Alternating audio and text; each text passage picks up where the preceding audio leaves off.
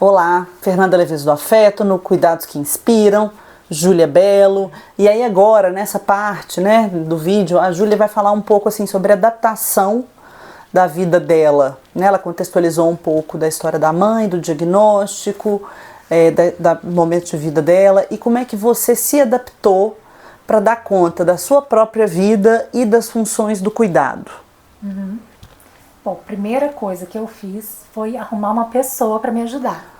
Cuidadores. Né? Exatamente isso, eu tinha que falar isso. Não é puxando essa Cola pro lado da Fernanda, não. Não, mas não tem jeito, gente. É o único Como jeito. é que você tem vida, né? Se você não tem pessoas que te ajudem. Exatamente, não tem impossível. jeito. Então, assim, família pode ajudar? Em alguns momentos pode, gente. Mas assim, não tem obrigação. Né? A pessoa tem a vida dela, as atividades dela. Aí ela ajuda quando ela consegue, quando ela pode, quando ela quer. Então, assim, precisa ter alguém que você pague para fazer essa ajuda, esse cuidado, de forma assim, estruturada, todo dia, de tal hora até tal hora. Ter alguém fixo, né? uma Alguém contratação. Fixo. Exatamente, então essa foi a De primeira preferência coisa. com formação e que saiba o que está fazendo lá, né? Mas aí eu errei nesse aspecto. Você contratou uma empregada primeiro. Uma empregada primeiro, que não tinha costume com idoso, com esse tipo de problema, né? Sim. Com a demência. Então, assim, foi bom, por um lado, que eu já tinha alguma ajuda, né? A minha mãe não ficava sozinha em casa quando ela não estava na casa da minha avó. Porque nesse momento ela precisava de uma supervisão ali. Só assim, alguém para fazer companhia, para ajudar com as coisas da casa, enfim. Mas eu já vejo que precisa ter uma orientação melhor. Mesmo que seja uma pessoa que vai entrar ali no começo crua da doença. Né? E mesmo até, eu fico pensando que assim, até para empregada da casa. Sim. Se você tem ali uma equipe de várias pessoas na casa, assim, é importante que todo mundo entenda o mínimo do que está acontecendo ali. Aquela pessoa que já está lá. Nem que seja assim, mostra vídeo na internet, conversa um pouco, dá uma instrumentalizada nessa pessoa. É muito importante. É muito importante, com certeza. E aí ajudou um pouco, mas ainda criava bastante confusão por isso, porque ela não sabia lidar com certas situações. Quando a minha mãe ficava confusa, ou algum momento ou outro de agressividade, que nessa época às vezes acontecia. Né? Assim, talvez porque ela não se sentia compreendida. Porque a gente não sabia lidar. Né? E aí acontece muito isso, que a gente hoje em dia fala muito isso, até no grupo de apoio que eu participo, assim, que é entender qual que é o gatilho para essa agressividade. O que está acontecendo ali para aquela pessoa ficar agressiva? Geralmente não é gratuito. Geralmente tem algum gatilho para essa agressividade. Que é a gente não ouvir muitas vezes aquela pessoa. Às vezes ela não quer fazer uma atividade, a gente insiste que ela faça. Né? Às vezes o momento para a atividade não é o momento que ela quer fazer. Então é uma série de questões, porque a gente fica assim, muito mandão, muito autoritário, assim, de querer impor coisas que, né, gente, é uma pessoa, é a vida dela, ela sempre teve independência, autonomia, e de repente as pessoas acham que podem impor. Então eu acho que é isso, assim, essa dificuldade. De repente, eu acho que a maior dor é perder a autonomia. Sim. E você ainda, no começo do Alzheimer, assim, você ainda tem aí os picos de confusão, picos de lucidez, né? Então ainda mais difícil ainda nesse momento, assim, você que sempre foi dono da sua vida, ter que ter alguém que tome decisões por você, Isso, né? Não é exatamente. Fácil. Não é nada fácil. Então, assim, a gente precisa aprender a fazer com a pessoa e não por ela, que é o que a gente fala muito. Fazer junto e fazer respeitando as limitações, Isso. fazer dentro do que é possível. Perguntando para a pessoa o que ela quer fazer. Como é que ela prefere, né? Assim, esse direito da escolha pode parecer uma bobagem, gente.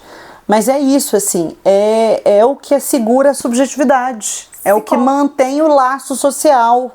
Se coloca no lugar da pessoa, não é? Se fosse você. O mínimo de empatia. No lugar dela, você gostaria que fizessem isso com você? Como é que você gostaria que fizessem, que lidassem com essa situação? Então, eu consegui ajuda, deu certo por um tempo, depois eu tive que buscar uma outra ajuda, um pouquinho mais especializada, para o final de semana, por exemplo, que era um momento, foi quando começou. Cuidadores. E aí você sempre teve, acho importante colocar que você sempre teve cuidadores durante o dia e que às noites você fica lá com ela. Sim, durante a semana. Durante a semana. E é assim até hoje, né? Que ela tá viva. Assim até hoje. No final de semana, a cuidadora dorme. E aí, no final de semana, você tem um respiro, Sim. você tem uma folguista de final de semana e você sai e tem essa folga. Isso. Porque, querendo ou não, assim, por mais que você tenha ajuda durante o dia, funcionários têm férias, funcionários faltam. E quando alguém falta, quem tem que cobrir é você. Sou eu. E você tem horário para chegar em casa. Sim. Você não pode tomar um chopinho na quinta. Não, só se Não pode fazer coisas muito espontâneas. Não. Tipo, resolvi, vou ao cinema quarta-feira à noite. Não, Não, e isso eu entendo que é uma dor. Porque, querendo ou não, você está presa. Sim. E você não é filha única. Não é só sua obrigação. Sim. Tem um quê? De uma escolha, de uma responsabilidade e disso, né? Assim, não tem jeito, tem que abrir mão mesmo de certas coisas. Sim, da espontaneidade, mas eu acho que de certa forma até me ajudou como pessoa eu aprender a ser mais planejada.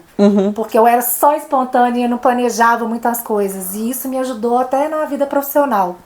Hoje em dia tudo eu faço com planejamento. E eu acho que é até bom no sentido de que você evita muito problema. Então, isso, por exemplo, no cuidado dela e com a minha vida, me ajudou muito. Evitar perrengue. Então, assim, já antecipa. Já pensa lá sempre antecipar. Situação. E capacidade de antecipação, assim, é um dos pilares do sucesso do cuidado, é a capacidade de antecipação. Exatamente. Então, esse desenvolvimento dessa capacidade de planejar as coisas foi uma coisa que foi muito boa pra mim. Mas eu só consegui desenvolver isso quando eu fui atrás de conhecimento, para eu entender o que eu precisava planejar. Então, eu fiz curso de cuidador de idoso, fiz com a Fernanda. Fiz comigo. Fiz na Unimed também, um curso online.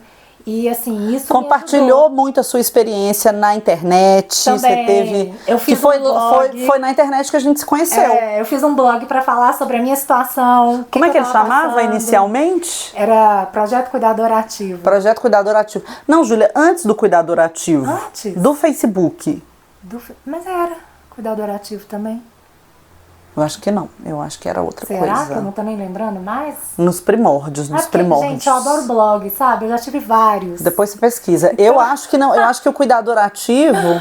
Porque foi quando eu comecei a entender que eu podia ser uma pessoa ativa, podia ter minha vida ativa e cuidar da minha mãe ao mesmo tempo.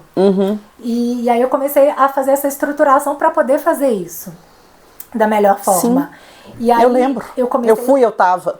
Você participou online, presencialmente também. E então isso assim, eu comecei a compartilhar com as pessoas o meu momento, as minhas descobertas. E assim, o que me ajudou muito, além disso do conhecimento sobre a doença, sobre como lidar com isso, foi o autoconhecimento também. Foi fazer terapia, fazer arte terapia, que depois eu migrei da terapia para arte terapia.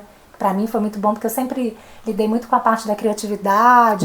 Da estética, né? Então acho que sempre conectou muito comigo, assim, e me ajudou a me encontrar novamente, assim, quem era a Júlia, o que eu queria fazer naquele momento, o que era importante pra mim, e me ajudou a entender, assim, o que era essencial pra minha vida, e assim, me ajudou também, principalmente, a descobrir um propósito. Naquela função. Naquela função, que virou um propósito de vida. Né? Então foi assim, nessa mudancinha assim, de chave que eu percebi que ela não aconteceu de um dia para o outro não, tá, gente? Demorou anos para acontecer, para entender que aquele momento, como cuidadora da minha mãe, não era somente o cuidar da minha mãe, era um aprender a viver de uma nova forma. Era aprender entender que eu era uma outra pessoa naquele momento, que eu não era mais a Júlia de antes, e que aquilo tinha me transformado mesmo, assim, numa outra pessoa. Então, assim, realmente o cuidado da minha mãe me ensinou muitas coisas. E esse autoconhecimento, né, também esse autocuidado que eu tenho comigo e com ela, me fez ver um novo mundo e novas possibilidades. Então, assim... Mudou sua vida mesmo. Mudou minha vida total. E por isso que eu sou fã das terapias integrativas e complementares. elas não substituem o acompanhamento médico, gente, mas elas são auxiliares.